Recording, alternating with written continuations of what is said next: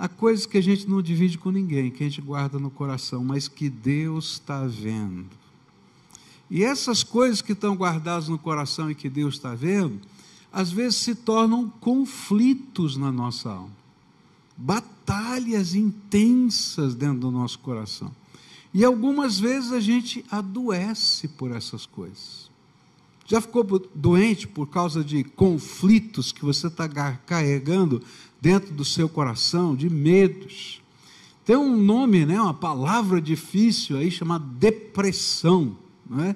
E a gente chega às vezes a viver depressão, dizer, e agora, Senhor, o que eu vou fazer? Crise de pânico, que a gente às vezes diz assim, vai lá para o médico diz assim, ó, não tem nada no coração, não tem nada aqui, não, o teu problema é outro, não é?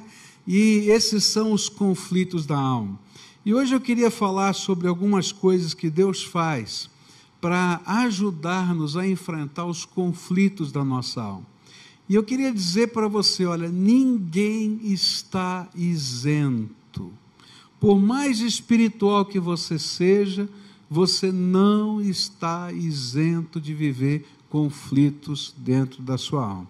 Então olha para a pessoa que está do seu lado, bem sério, e diz assim, você não está isento. Fala para ela, para ele. Agora você para bem quietinho, porque ele vai dizer a mesma coisa para você. Pode falar para ele também ou para ela, né? Não tem ninguém isento. E eu queria pensar na história de um dos homens que eu reputo como mais cheios do Espírito, de uma vida na Bíblia tão tremenda, tão maravilhosa, e Deus vai mostrar os conflitos da alma desse homem de Deus, cheio do Espírito Santo, profeta, coisa tremenda, sinais, maravilhas, milagres, mas esse homem viveu conflitos também no seu coração. E eu vou ler o texto que se encontra em 1 Reis, capítulo 19, e me permitam ir lendo trechinhos desse capítulo. Se você quiser deixar sua Bíblia aberta, eu vou lendo trechinhos desse capítulo, para tentar mostrar para você quais foram as ferramentas que Deus usou para restaurar os conflitos do coração desse homem poderoso, cheio do Espírito Santo, chamado profeta Elias. A palavra de Deus se encontra então em 1 Reis, capítulo 19, a partir do verso 1, e diz assim, ora, Acabe contou a Jezabel tudo o que Elias tinha feito e como havia matado todos aqueles profetas à espada. Por isso Jezabel mandou um mensageiro a Elias para dizer-lhe, que os deuses me castiguem com todo rigor, se amanhã, nesta hora, eu não fizer com a sua vida o que você fez com eles. Elias teve medo e fugiu para salvar a vida. E em Berseba, de Judá, ele deixou o seu servo, e entrou no deserto, caminhando um dia, e chegou a um pé de gieste, sentou-se debaixo dele, e orou, pedindo a morte. Já tive o bastante, Senhor. Tira a minha vida, não sou melhor do que os meus antepassados. Depois se deitou debaixo da árvore e dormiu, e de repente um anjo tocou nele e disse, levante-se e coma. E Elias olhou ao redor e ali, junto à sua cabeça, havia um pão assado sobre brasas quentes e um jarro de água. E ele comeu, bebeu, deitou-se de novo. E o anjo do Senhor voltou, tocou nele e disse, levante-se e coma, pois a sua viagem será muito longa. E então ele se levantou, comeu e bebeu, e fortalecido com aquela comida, viajou 40 dias e 40 noites, até chegar ao Horebe, o monte de Deus. É interessante porque esses primeiros versículos nos revelam a condição emocional, física, desse servo de Deus, que certamente estava afetando a sua fé, e até a possibilidade de agir espiritualmente. A gente fica pensando, será que um homem de Deus tem crise? Tem. Esse homem estava agora com a sua mentalidade turvada, com seus pensamentos conturbados. E ele estava pensando até em morrer. Senhor, me mata logo, me leva embora daqui, não quero mais, não aguento mais. Ele estava desgastado, consumido, arrebentado pelos subsequentes embates com Acabe e Jezabel. Se você já enfrentou um problema que parece que vai demorar muito tempo para resolver, e que você está lutando com ele, né? E vai uma semana, duas, um mês, às vezes, quem sabe, anos, um problema dentro da família, um problema dentro da igreja, um problema dentro do ministério, e aquilo parece que não vai, então você já está entendendo como é que estava o coração de Elias. Ele estava dizendo, Senhor, não estou aguentando não. E o interessante é que esse fato vai acontecer no momento em que ele pensava que tinha conseguido a vitória tão sonhada, porque naquele embate com os profetas de Baal, Deus revelou o seu poder e todos aqueles profetas foram perseguidos pelo povo de Deus e mortos, dizendo, esse aqui não é Deus, existe um Deus verdadeiro. E eu acho que ele pensou assim, agora sim, agora o ministério vai para frente, agora sim as coisas vão acontecer. Mas aí ele recebe um pedacinho de papel, um bilhetinho de Jezabel, dizendo assim, você pensa que acabou? Acabou não, acabou não, agora eu vou te matar, assim como você matou os profetas de Baal. E diante desse fato, ele entrou em angústia, e ele disse, Senhor, já tive o bastante, exatamente está assim na Bíblia, chega, não aguento mais. E ele vai escrever uma outra frase, olha, eu não sou melhor que os meus antepassados, ou seja, se os meus antepassados não conseguiram enfrentar essas batalhas de idolatria e não resolveram o problema, eu já cansei, Senhor, eu não dou conta não. E na verdade essas palavras refletem a visão que Elias estava tendo dele mesmo, do que estava dentro do seu coração.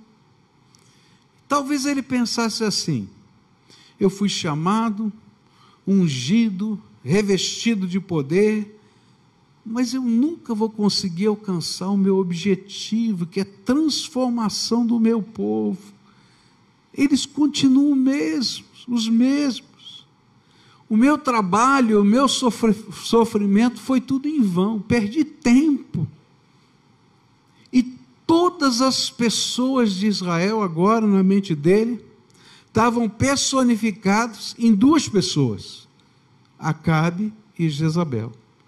Todo o resto já tinha passado, ele não enxergava mais nada, só enxergava Acabe e Jezabel. Você já teve um momento na sua vida que você não consegue perceber nada de bom na tua vida?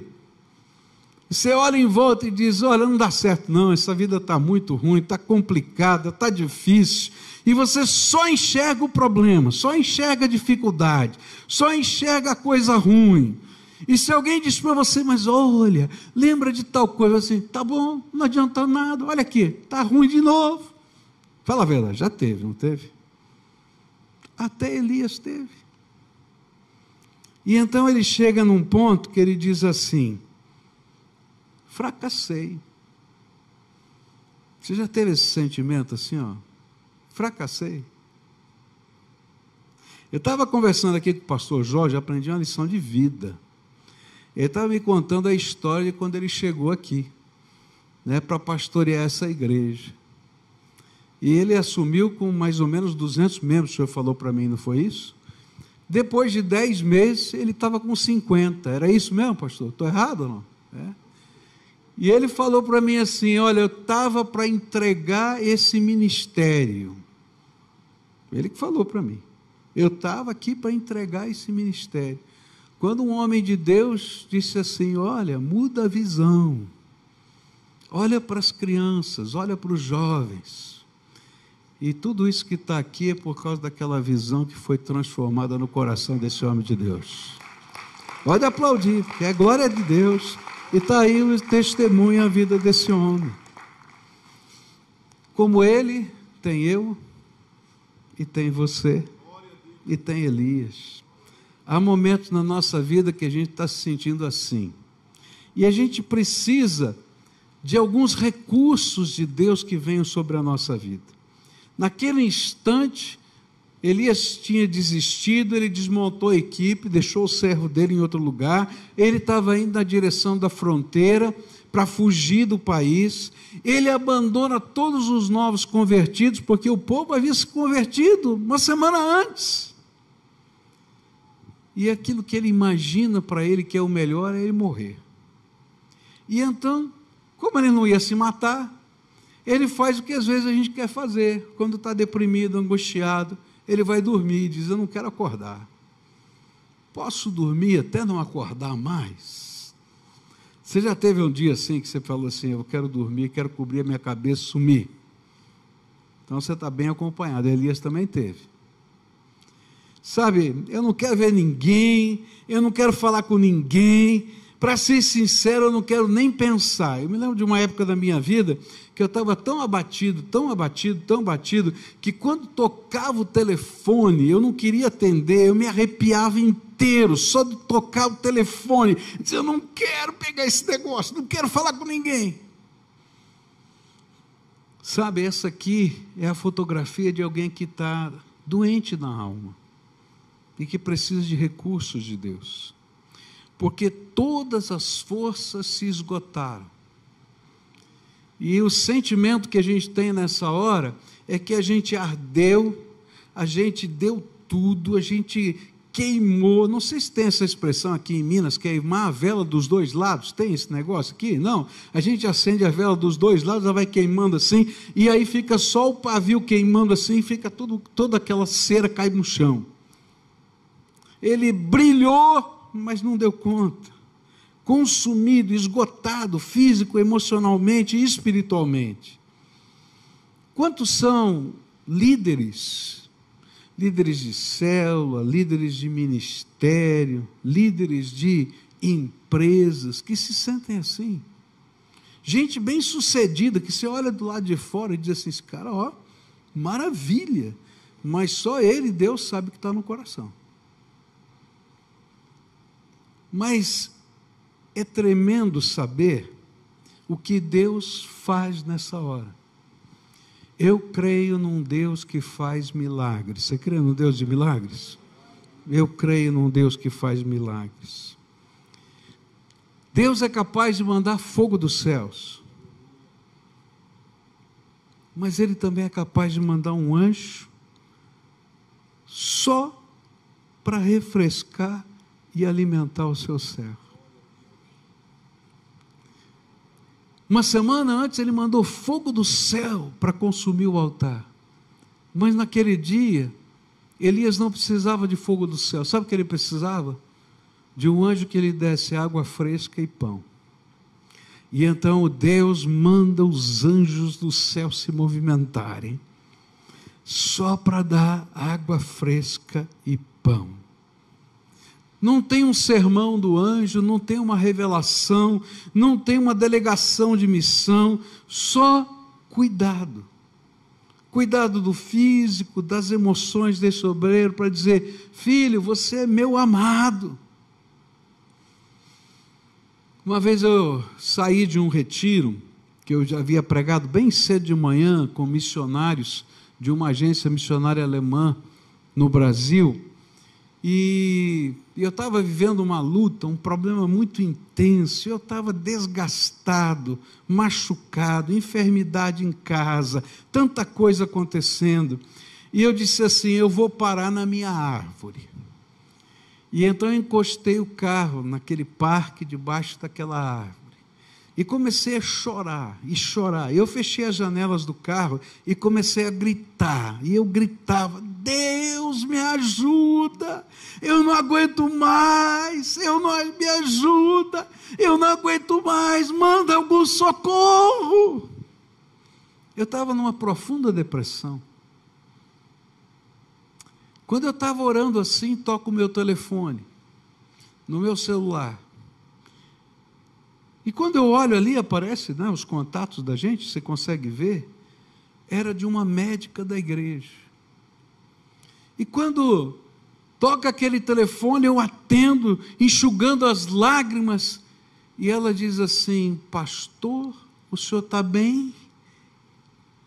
Porque Deus me mandou ligar para você agora. Eu falei, eu estou muito mal. Ela falou, então, tem alguém que pode ir aí te pegar? Eu falei, eu vou ligar para o meu filho. Então, pede para o seu filho te pegar e trazer você aqui agora. E eu entendi que naquela hora, assim como aconteceu com Elias, Deus estava movendo um anjo de Deus, de carne e osso, para dizer, filhinho, você precisa de um jarrinho de água e de um pedacinho de pão, e quem vai te dar isso vai ser essa médica, vai lá e obedece ela, que homem também é duro para obedecer médico, não é verdade? É verdade, né? E aí Deus faz isso. Que coisa tremenda é saber que o Deus que faz milagres é o Deus que movimenta o céu para cuidar da gente. Para mim, a grande lição que fica é qual é a expectativa que Deus tem da nossa missão. Muitos de nós chegamos ao esgotamento total porque nós usamos todas as nossas energias, todo o nosso tempo, para de alguma maneira brilhar. Se você é um empresário, você está usando todo o seu tempo, toda a sua energia, toda a sua competência para fazer o seu negócio dar certo. E você tem lá uns sonhos, olha, eu gostaria de fazer isso, gostaria de fazer aquilo, gostaria de fazer aquilo outro.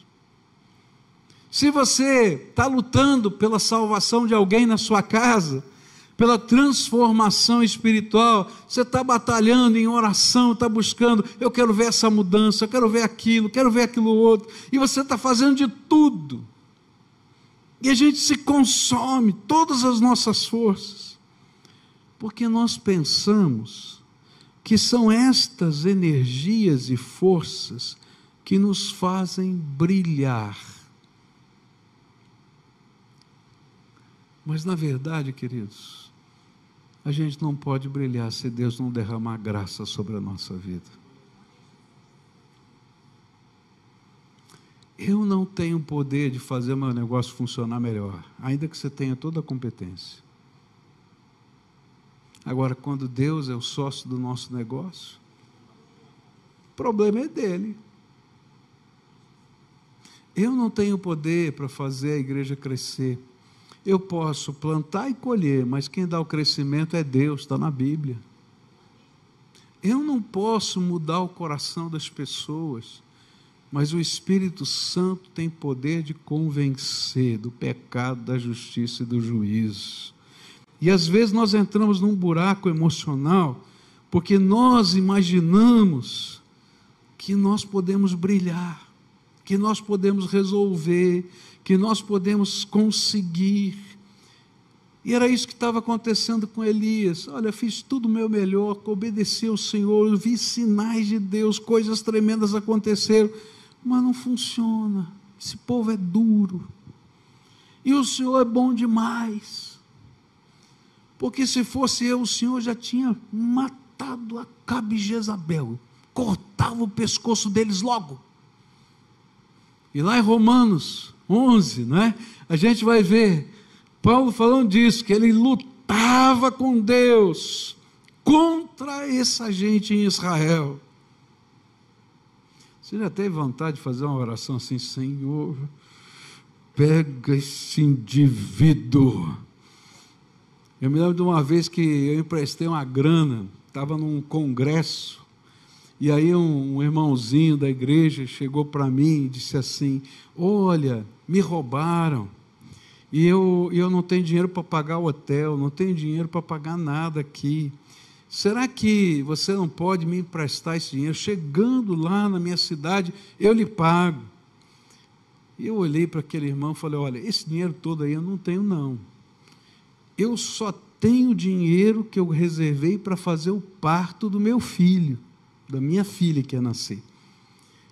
Eu posso, se você me der certeza de que você vai me pagar mesmo, eu te empresto. Mas se não, não faz isso comigo, porque é o dinheiro de pagar um médico e um hospital. Falei, não, pastor, fica tranquilo.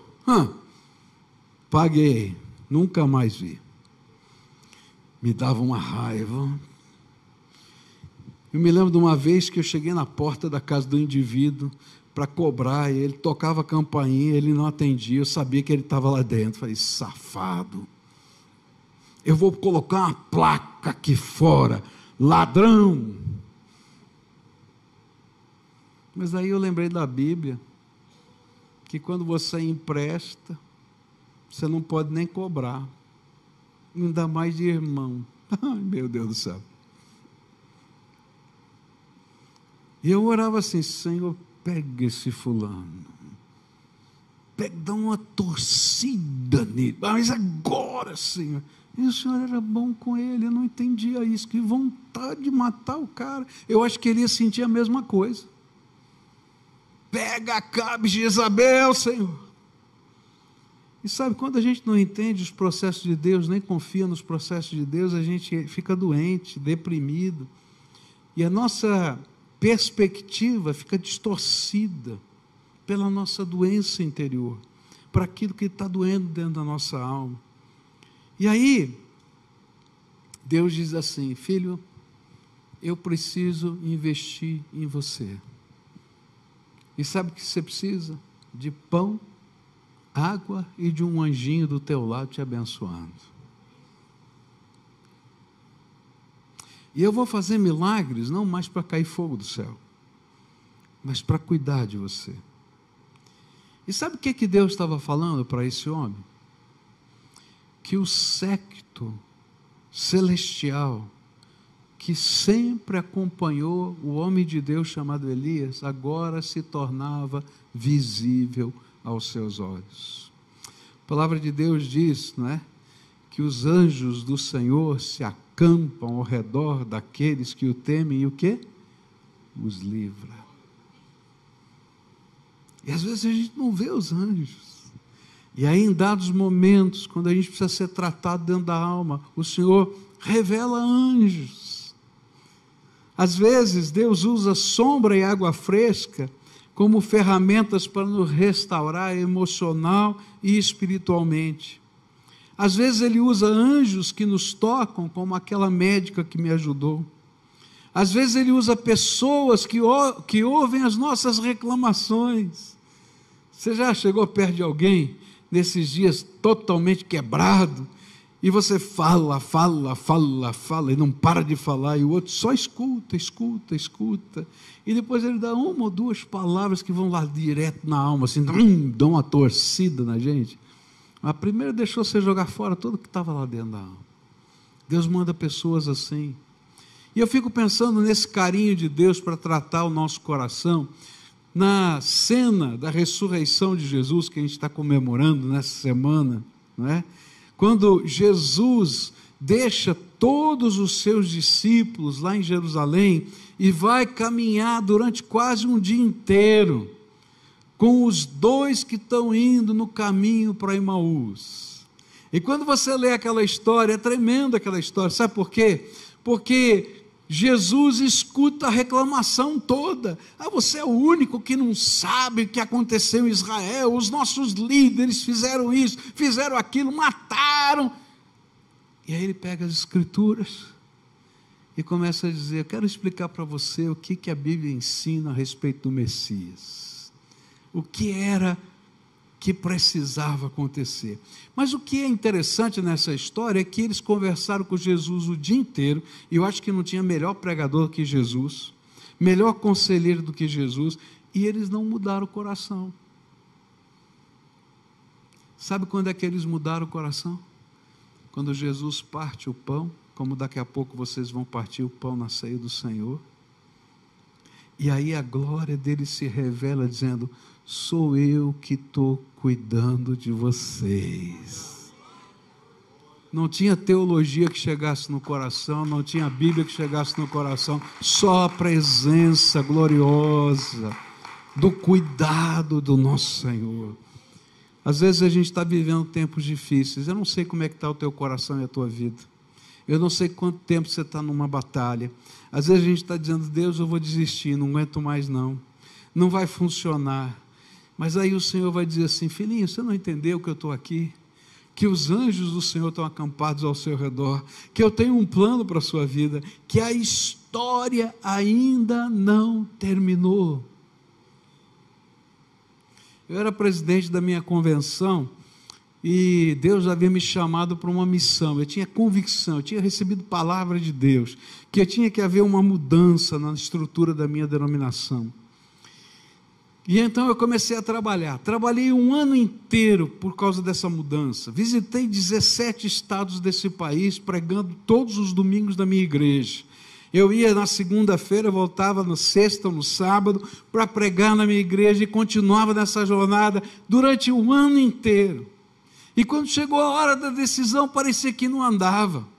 E eu me lembro de uma noite, falei assim: Senhor, amanhã é o último dia. Esse negócio não tem jeito de passar, esse não vai acontecer, será que eu entendi tudo errado o que o Senhor me falou? Você já teve dúvidas assim? Será que eu entendi tudo errado? Como é que vai ser? E eu estava orando, clamando ao Senhor, e o Senhor me disse assim: não terminei de escrever a história. E eu fui dormir com essa palavra no meu coração, sem entender nada. Como é que vai fazer? Amanhã é o último dia, não dá tempo mais. Quando foi 8h30 da manhã, um pastor já idoso da minha convenção pediu a palavra, 8h30 da manhã, quando está abrindo os trabalhos. Ele disse assim: nós estamos discutindo há 3 dias sobre essa mudança. E tem aqui um item aqui que é o principal. Se a gente votar esse item, quer dizer que nós queremos essa mudança. Se a gente disser que não quer, para tudo é melhor. Eu queria pedir para votar isso aqui em primeiro lugar. Não era nem a hora da votação. E aí o pessoal levantou a mão: vamos votar, vamos votar. E de repente, 8h30 da manhã, 9 horas, mais ou menos, aquele item principal tinha sido aprovado.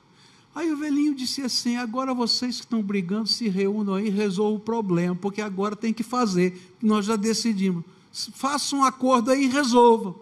Quando era meio-dia, estava tudo aprovado. Porque Deus não terminou de escrever a história. Está entendendo? Talvez você tenha chegado aqui pensando que acabou, não tem fim, já não dá mais, não aguento mais. Deus não terminou de escrever a tua história. E Ele está movimentando os anjos do céu. Ele pode fazer cair fogo do céu, mas às vezes Ele não quer isso não. Ele só quer dar água e pão e dizer: estou aqui do teu lado como sempre estive, e vou te ensinar o próximo passo dessa jornada. Está entendendo?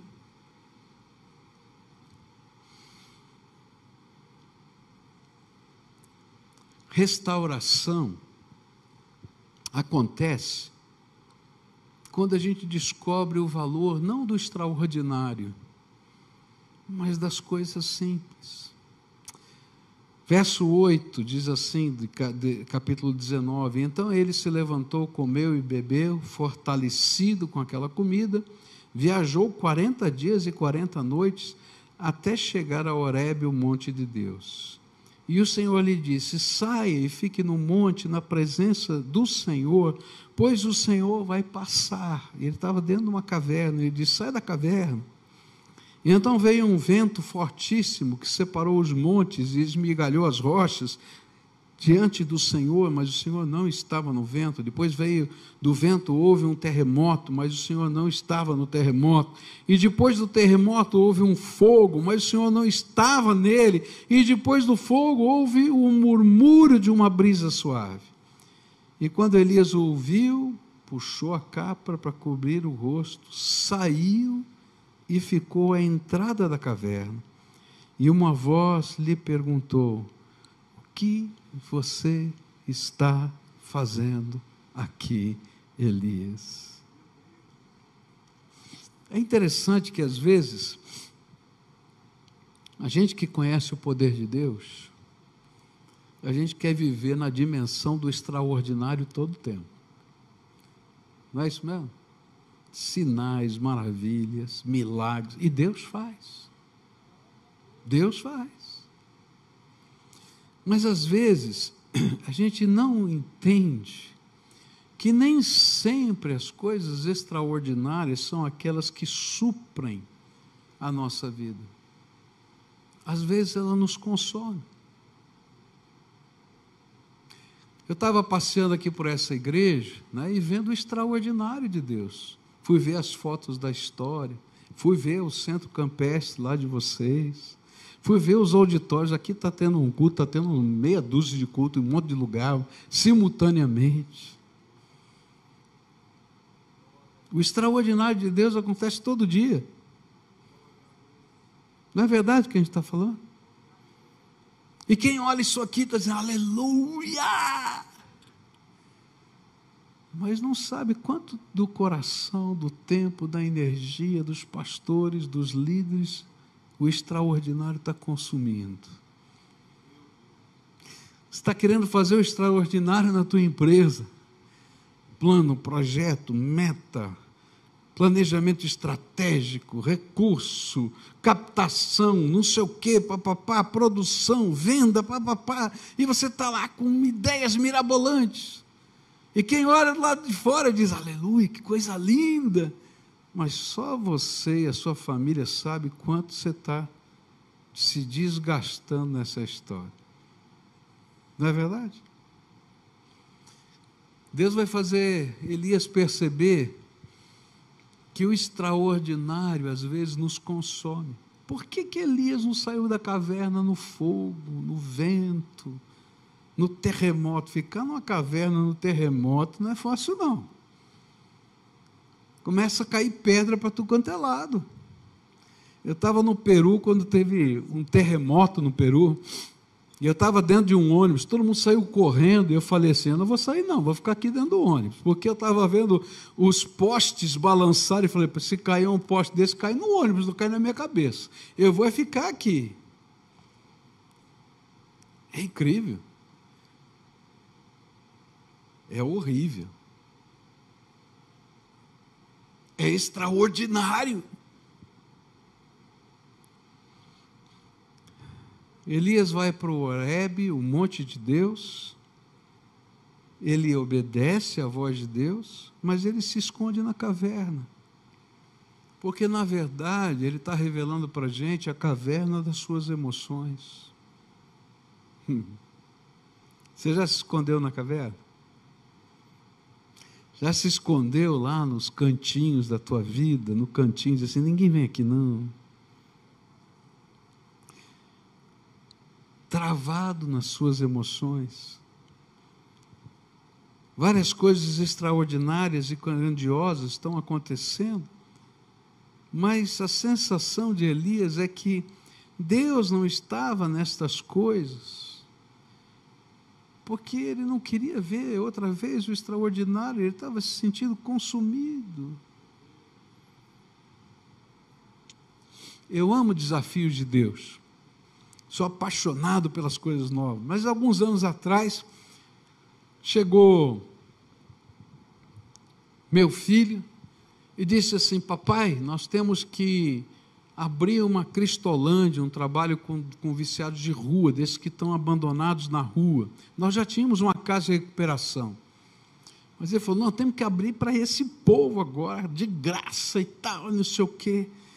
Eu falei, filho, esse negócio dá um trabalho, faz 25 anos que eu trabalho com casa de recuperação, pelo amor de Deus, e esses aqui têm família, esses aqui não tem nada, mas é isso mesmo, pai, nós temos que entrar. Eu falei, cara, vamos orar para ver se é de Deus esse negócio, mas eu disse assim, Senhor, tira de mim esse negócio, é muito trabalho. Passa algumas semanas, chega um e-mail de um colega de uma outra igreja e diz assim, olha, vamos abrir uma Cristolândia aqui, se você quiser eu posso ajudar, mas vocês têm que capitanear. E eu falei, meu Deus, tenha misericórdia, que ele não sabe a bucha de canhão o que é. O maravilhoso e extraordinário é maravilhoso, mas dá um trabalho que você não imagina. Aí a gente estava orando, e eu estava dizendo assim, Senhor, passa de mim esse cálice. Um dia, estou no meu escritório, chega o meu filho com um envelope, sabe aqueles envelopes amarelos, assim, que pardo, né, que chama? E eu pensei que tivesse um livro. Dentro daquele envelope tinha 25 mil reais, em nota, em dinheiro. Meu filho chegou e falou assim: ó, deixaram esse pacote aqui, com esse bilhete. Primeira oferta para abrir a Cristolândia em Curitiba. Aí meu filho olhou para mim e falou assim: pai, o senhor não acha que Deus está falando alguma coisa, não? Eu falei: agora eu tenho certeza, isso que é duro. E nós já estamos lá há alguns anos fazendo esse trabalho, louvado seja Deus. Abrimos a masculina, a feminina, agora abrimos a casa só para mães drogadas poderem ficar com seus filhos. Foi um trabalho que você não imagina, porque nós tivemos que assumir a tutela de todas essas crianças. Negócio sério. Mas o interessante é que há momentos na nossa vida que a gente não quer o extraordinário. E aí Deus vem com um sussurro suave e diz: o que você está fazendo na tua caverna, Elias? Eu te mandei sair para fora, porque eu queria falar com você. O que você está fazendo aí nesse canto? Muitos de nós estamos trabalhando fortemente para produzir o grandioso, mas nós nos esquecemos do mais simples. Deus quer que a gente seja como aquela sarça que arde e não se consome. E são os tempos que nós gastamos no Horebe, na presença de Deus, com aquele murmúrio suave, que recobram a nossa alma, para a gente poder fazer tudo o que precisa ser feito. Quando nós podemos confessar os nossos medos e demonstrar a nossa humanidade diante daquele que nos ama e trata das nossas vidas. Senhor, eu estou com medo. Senhor, eu não sei. Eu não tenho resposta. Eu não sei de onde vai vir. Eu não tenho a mínima ideia, mas eu estou aqui, porque o Senhor é o meu Deus, e eu creio no Senhor. É lá que nós somos tratados, a nossa visão é mudada, nós somos confortados. É de lá que vem não somente estratégias, mas revelações que nos conduzem ao cumprimento da sua vontade. Deus não dá só estratégia, Ele dá revelações. Ele fala de coisas que você nunca pensou e que parece uma loucura aos olhos humanos, que todo mundo vai duvidar. Mas é graça. É de lá que vem os anjos que nos abençoam, porque a Bíblia diz que os anjos estão a serviço de nós, os servos de Deus. Mas quem manda neles é o Pai, Ele que diz: fulano, anjo fulano, vai lá, anjo Beltrano, vai aqui, meu servo está precisando, vai na frente dele. Nós continuamos às vezes desgastados, e alguns até desistem, às vezes até da fé, simplesmente porque nós temos focado a nossa vida no grandioso e no extraordinário. E nós temos nos esquecido de sair para fora, cobrir a cabeça reverentemente diante da presença do Senhor, para sermos restaurados pelo único que pode fazer a gente brilhar sem se consumir, que é o Deus Todo-Poderoso. E é nesse lugar que Deus muda a nossa visão. Lembra que eu falei do pastor Jorge? Que Deus disse para ele: muda a visão? É nesse lugar que Deus muda a nossa visão. Quando Deus começa a tratar com Elias, Ele diz assim: por que você está aqui, Elias? E ele 2 vezes vai repetir a mesma coisa. Olha, trabalhei, fiz tudo o que o Senhor mandou, não funcionou, e ainda Jezabel quer me matar, e eu fiquei sozinho nesse lugar. Você já se sentiu assim, sozinho? Não sobrou ninguém. Aí o Senhor vai dizer para ele assim: quem falou para você que está sozinho? E o interessante é que Elias sabia que não estava sozinho. Se você ler o capítulo anterior, vai ver que tinha 100 profetas escondidos numa caverna. Se você ler outro capítulo anterior, vai ver que esses 100 profetas eram sustentados por oficiais do governo que, de maneira subversiva, tiravam dinheiro do governo para sustentar os profetas escondidos de Jezabel e de Acabe. E todos eles eram conhecidos de Elias, porque ele dirigia as escolas de profetas. Ele nunca esteve sozinho. Mas a visão dele estava torcida. E aí Deus vai dizer assim: não acabou. Não acabou. Não acabou. Levanta daqui e vai ungir Eliseu. Olha que coisa incrível. Um Elias se sentindo sozinho e um Eliseu cuidando da terra. E Deus diz: para com isso, moço. Olha lá.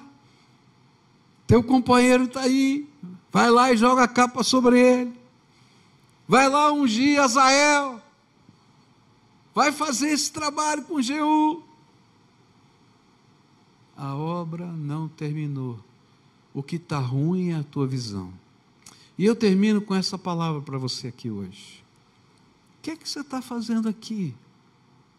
Lembra? Pergunta do Senhor. O que é que você está fazendo aqui? O que é que você está fazendo com o teu coração embotado nesse problema, naquele problema? Por que que você acha que já acabou? Por que que você acha que não vai dar? Você não conhece quem eu sou?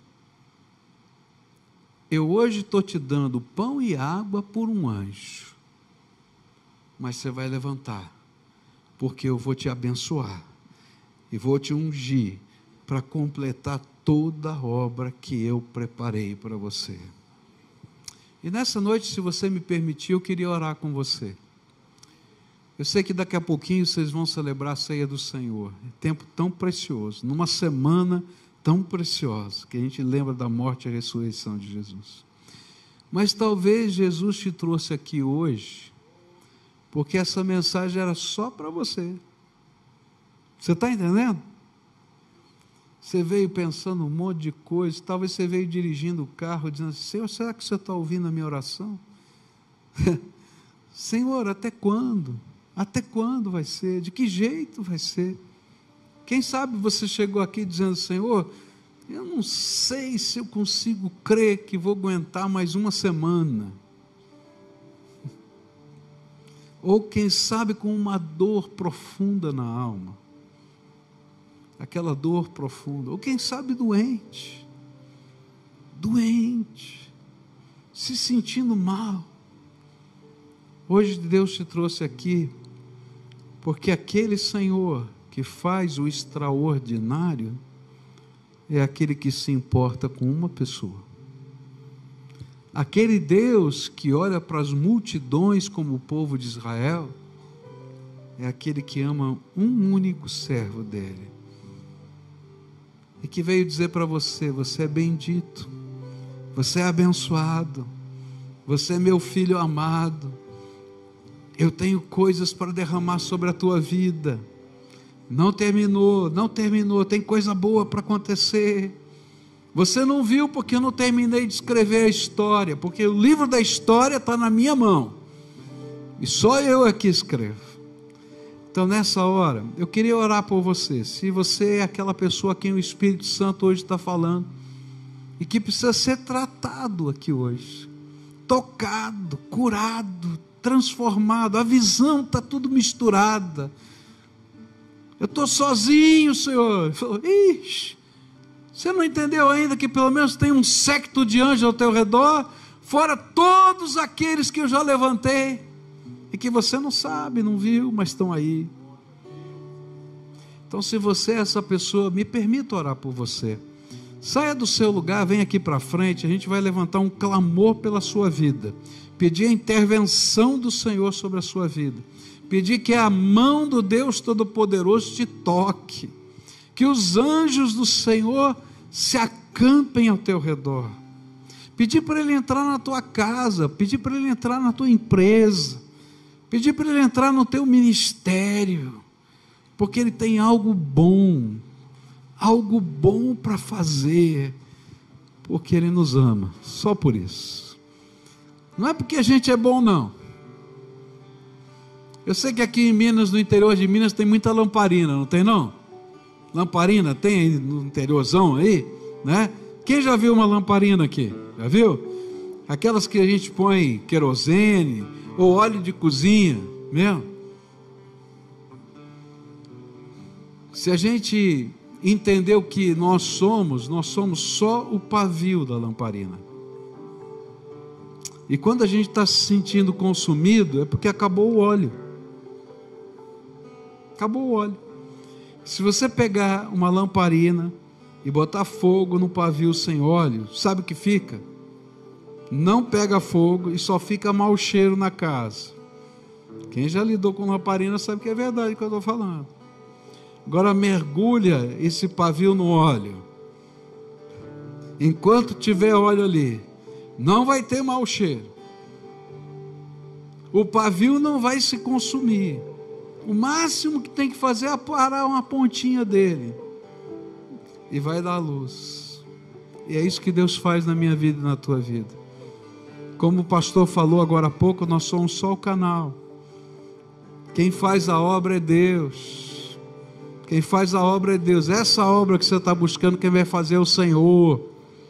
Só Ele pode fazer, só Ele, mas ninguém. Você não tem esse poder, mas Ele tem. Então vamos orar por isso? Querido Senhor, Tu conheces o coração desse Teu povo. Tu sabes porque eles estão aqui nessa segunda-feira. Tu sabes, Senhor, os sentimentos da alma. Tu sabes, Senhor, o que eles estão pensando nesse instante. Mas eu quero te pedir, vem, ó Espírito Santo de Deus, vem, ó Espírito, vem sobre eles. E derrama, Senhor, graça restauradora, graça curadora, graça, Senhor, que suscita esperança e fé, que eles possam trazer à memória o que dá esperança. As misericórdias do Senhor é que nos dão esperança, a bondade do Senhor que nunca falha, que nos dá esperança. E eu quero te pedir, Senhor, toma a vida desses teus filhos agora e unge. Ó Pai, alguns vão ter que voltar para suas empresas, e eles não sabem como resolver um monte de coisa, e eu tenho que confessar para eles e para o Senhor, nem eu sei, muito menos, mas uma coisa eu sei: o Deus que me ama tem um plano para a minha vida. Então, Senhor, está aqui a vida desses teus filhos, e nada vai estar fora do lugar, porque o Senhor tem um projeto para eles. Alguns estão orando pelos seus filhos, alguns estão orando porque eles se perderam, estão afastados, eles estão nessa batalha.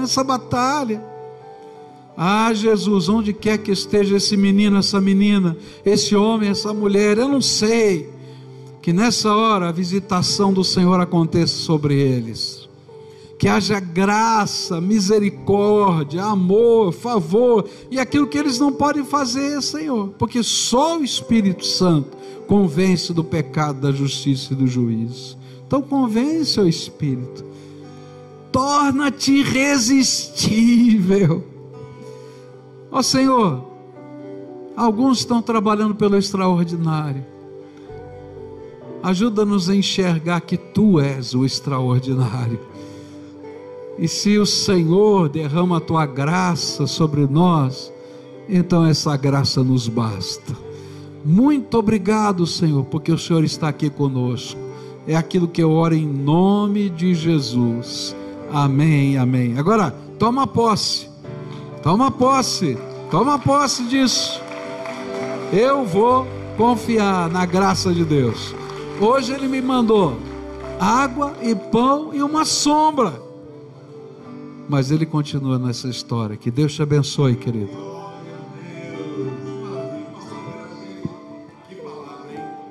Faz uma oração pela nossa vida financeira, faz. Tem muitos empresários aqui, muitas pessoas, né, pastor Kleber? E hoje eu estava vendo nos jornais que as perspectivas para o Brasil não são as melhores. Você leu hoje, viu? Vamos todos ficar em pé e vamos orar pelo Brasil. Que palavra abençoada para o nosso coração, hein? E eu realmente fiquei triste, pastor, né, pastor Kleber? Você que lida com os empresários, o Kleber trabalhou mais de 30 anos na Ipiranga do Brasil. E é tão ruim, né? Eu estava no avião, Regina, estava no avião indo para Portugal e tinha mais ou menos 400 pessoas no avião. 350 eram brasileiros saindo do Brasil para lá, para Portugal. Domingo agora, 2 famílias da igreja vieram aqui no altar e disseram: estamos indo para os Estados Unidos. E a gente ora e abençoa, mas dá uma dor no coração, né? Porque é muito ruim ir para outro país, longe dos familiares, uma terra estranha, você não tem amigos. Então precisamos que a bênção de Deus esteja no Brasil, pois precisamos. Pamela, você é uma arquiteta, né? A gente vê isso, é necessário a bênção aqui. E quem é que pode atrair a bênção? Eu e você. É a gente sabendo ser fiel no pouco, né? Para Deus nos colocar sobre o muito. Quem é representante comercial aqui? Levante a mão. Vai, você também. Quem é profissional liberal? Levante a mão. Quem é funcionário público? Quem é patrão aqui? Quem é comerciante? Quem trabalha na indústria? Olha aí quantas pessoas. Deus sabe. Quem é funcionário público? Levante a mão. Deus sabe. Se Ele ordenar a bênção para nós, se o povo que chama pelo meu nome me buscar, se humilhar, se converter dos seus maus caminhos, eu ouvirei dos céus, perdoarei os seus pecados e sararei a sua terra. Você é aposentado? Não perguntei aposentado, uma ali falou: quem é aposentado aqui? Olha aí, não posso esquecer você. Tem alguém desempregado aqui, plena vontade de trabalhar? Levante a mão também. Nós vamos orar. Eu creio, a Bíblia diz: crede em Deus e estareis seguros. Crede nos vossos profetas e prosperareis. Antes de orar, tem um repórter que eu gosto muito, é o Cabrini. É um tremendo de um repórter. E ontem saiu uma reportagem dele mostrando a travessia do México para os Estados Unidos. Alguém assistiu? Que luta, que luta. Eu tentava desligar a televisão, não conseguia, porque eu saí do culto aqui ontem, um último culto que termina às 22 horas. Eu fui jantar com o pastor. Que luta! Jovens, pessoas fugindo da Venezuela, fugindo do Brasil, fugindo do México, professores, pessoas de nível superior, $7 por mês uma professora ganha na Venezuela. Jovens desesperados, correndo risco de morte, né? Risco de vida, desesperados. Brasileiros, pessoas amontoadas, ponto de serem mortas, cadáveres no deserto. Abre suas mãos para que nunca você precise passar por isso, nunca. Abençoe o nosso Brasil, abençoe, Deus, a nossa terra. Obrigado, ó Deus. Tantas pessoas, tantos pastores das missões estão aqui, tem tantos pastores aqui, diáconos, obreiros, empresários, gente desempregada. Crede em Deus e estareis seguros. Crede nos vossos profetas e prosperareis. Seja fiel no pouco, seja fiel nos dízimos, nas ofertas. Não precisa ninguém ir buscar, te intimidar.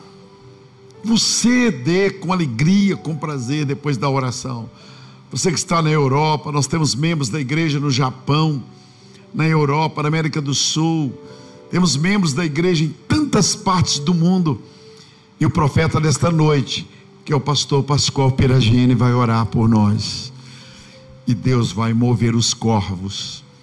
Deus vai mover.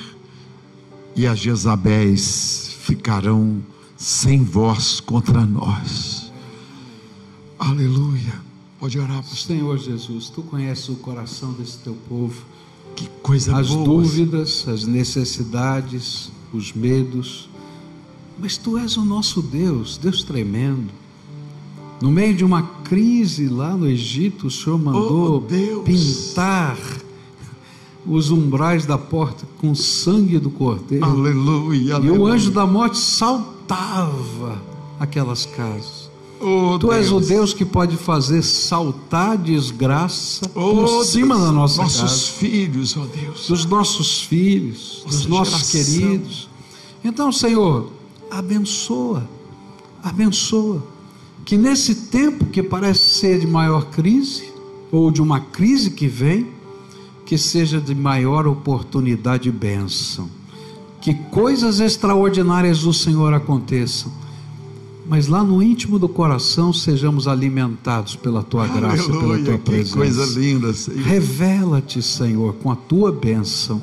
É aquilo que oramos em nome de Jesus. Amém. Amém. E amém. Glória a Deus.